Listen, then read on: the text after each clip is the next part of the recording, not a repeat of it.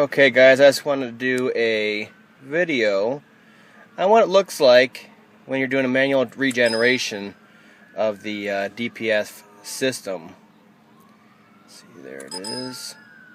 And what it sounds like and all kinds of other activities that go on during the regeneration process. This is a static regeneration where it just sits here and runs at a high RPM and tries to clean the DPF out.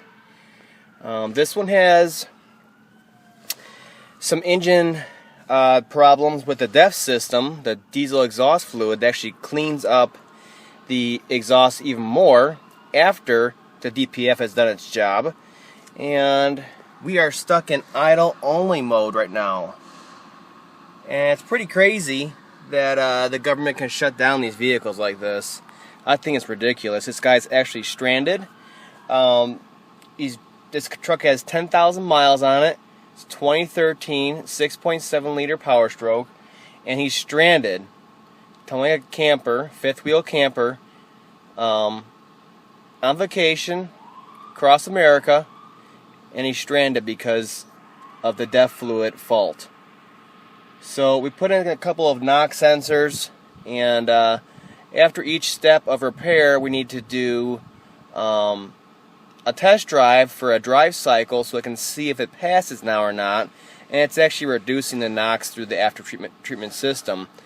And if it ever gets to the point where there's a fault and then you drive the 50 miles and it goes to idle only, you need to be able to get it out of the engine idle only mode. And this is one of the ways to do it. So we're going to get right to it here. I'm just going to show a quick demonstration. It's a 350. Yep, it's in park. Start the engine. And this thing, I had to do it yesterday because it went into the idle only mode. And this thing was just screaming. So I thought you guys would be interested to see something like this.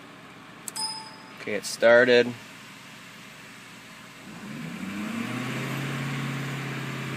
And right now it's calculating the actual how plugged up the DPF is before it even tries to do it.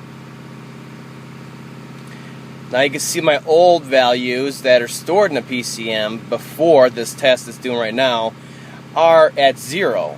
And that's because I just did it yesterday. I drove 10 miles. There was a DEF fault. I drove 10 miles back. So of course the DPF won't be loaded up.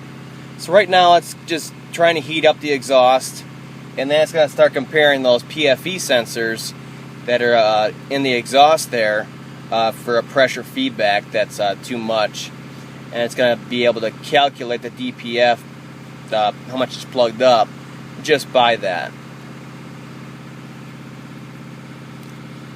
So this is just the initial testing process. So it's going to tell me, remind me, this thing does not need to be cleaned while you're doing it. Okay, so it just made the decision that obviously it's not required. Do you want to, keep doing it? So we're going to go through and we're going to go yes, so we can get this out of idle only mode. And we are of course outside. And we are going to do static right here, and it shouldn't take too long. It's going to be super hot. Keep everybody away, and it basically watches everything while it's doing it. But after a while, the coolant temp's going to get pretty high, and it's going to start cranking that fan.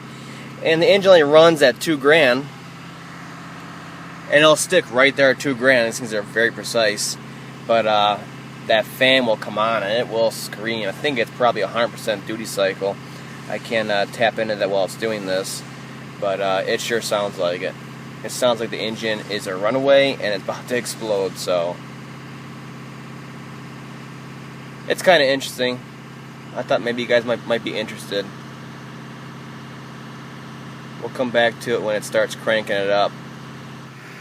So our condition's been met, and we are starting the actual regen process. And you can see it monitors all the sensors down there, the actual exhaust gas temp sensors, to make sure that all the after treatments are doing their job. The idea is that from 11 on, it should be hotter. So this one should be the hottest in the end. And you can see the exhaust, that the regenerative exhaust from the fuel being dumped is heating up, and it will go down. This is like from the front of the car to the back. And in the end, this last one should be the hottest.